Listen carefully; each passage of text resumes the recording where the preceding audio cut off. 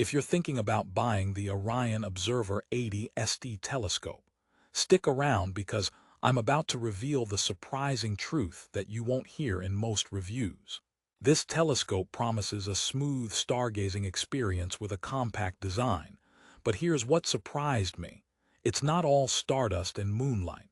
In fact, some issues might make you rethink before you spend your hard-earned money. But why am I saying this? Let's dive deeper because what seemed perfect at first glance actually has a few hidden quirks you need to know. For anyone who's eager to explore the night sky, whether you're a beginner wanting a simple setup or an observer on the go, the Orion Observer 80 SD touts itself as an ideal choice. However, while it packs a lot for its petite frame, the devil is in the details. So if you're after a telescope that balances portability and performance without frustration, you'll want to keep watching because I'm about to uncover both the good and the bad. Now here's a quick teaser. This little scope includes some cool extras like a moon map 260 and an observer's guidebook, but some of its fundamental features might leave you scratching your head. Sound confusing? Hang tight, I'll break it all down soon. First off, the Orion Observer 80 SD is a refractor telescope with an 80mm lens. That means it pulls in light pretty well for a compact model, making it perfect for casual stargazers and kids who want to launch their astronomical journey. It comes paired with an EQ1B equatorial mount and an adjustable height tripod, designed to help you track celestial objects smoothly with slow-motion controls. I'll admit this setup looks impressive on paper, like you're ready for deep space missions. But there's more than meets the eye here. The telescope kit boasts two 1.25-inch eyepieces, a 90-degree mirror diagonal, and even a 2x Shorty Barlow lens for magnification. Plus, it has a red dot aiming sight, a mini flashlight, and handy star charts, which are great for beginners learning their way around the sky.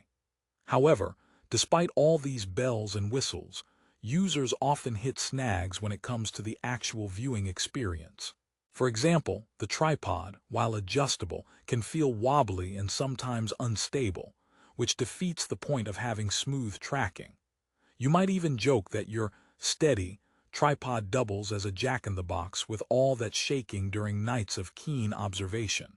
Aside from stability, focusing is another area where the Observer 80 SD stumbles. The rack and pinion focuser is easy to operate, sure, but it struggles to maintain sharp focus on stars or planets, especially at higher magnifications. That means subtle details on the moon or planets can blur out, and the wow factor might be replaced by frustration. To put it plainly, it's like trying to enjoy a 3D movie without 3D glasses. You get the general picture but miss out on the immersive detail. And if you're using the 2x Barlow lens for double magnification, be prepared to work harder to get things sharp without camera shaking jitters taking over. You might be wondering, is this telescope suitable for kids or beginners then? Well, yes and no. The accessories and included guides like the Orion Telescope Observer's Guide are excellent for newbies.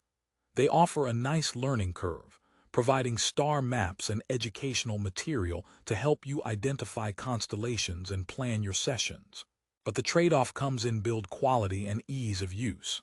For a beginner, nothing is more discouraging than a telescope that's tricky to mount, focus, or keeps tipping over. In fact, if telescopes were comedians, this one would be the dad joke star, sometimes charming but frequently groan-worthy. Speaking of jokes, here's one for you. Why did the star go to school? To get a little brighter. But seriously, the Observer 80 SD wants to help you shine, but occasionally trips on small details that can dim your enthusiasm.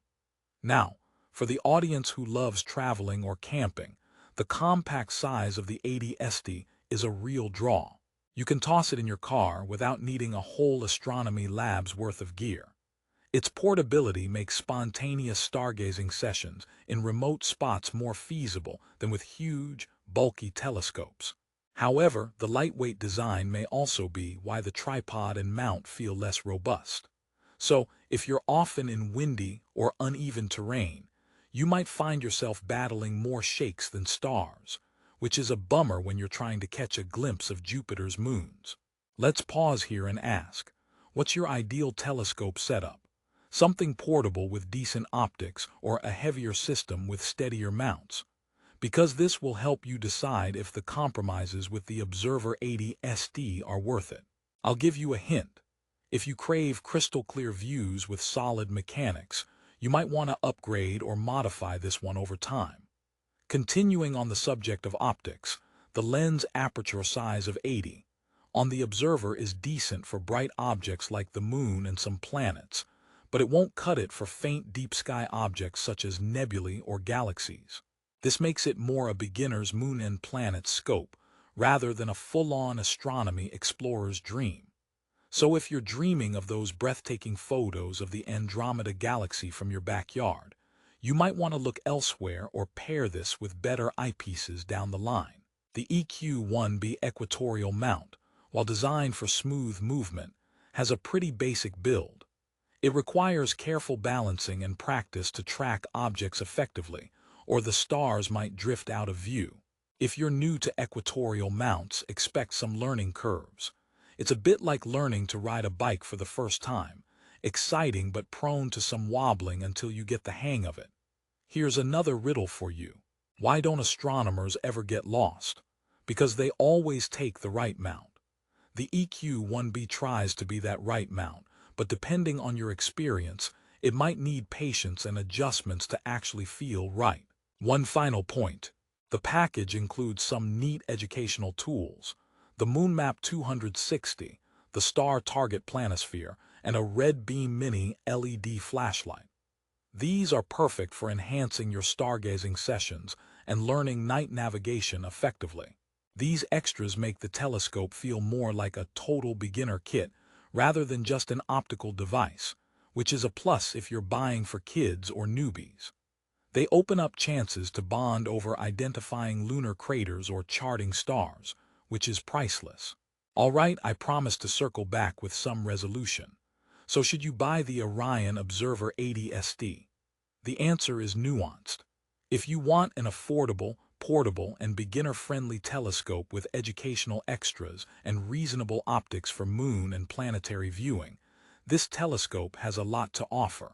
Its 4.3-star rating on Amazon reflects many happy users who appreciate the value and compact design, but be ready to accept some of its limitations.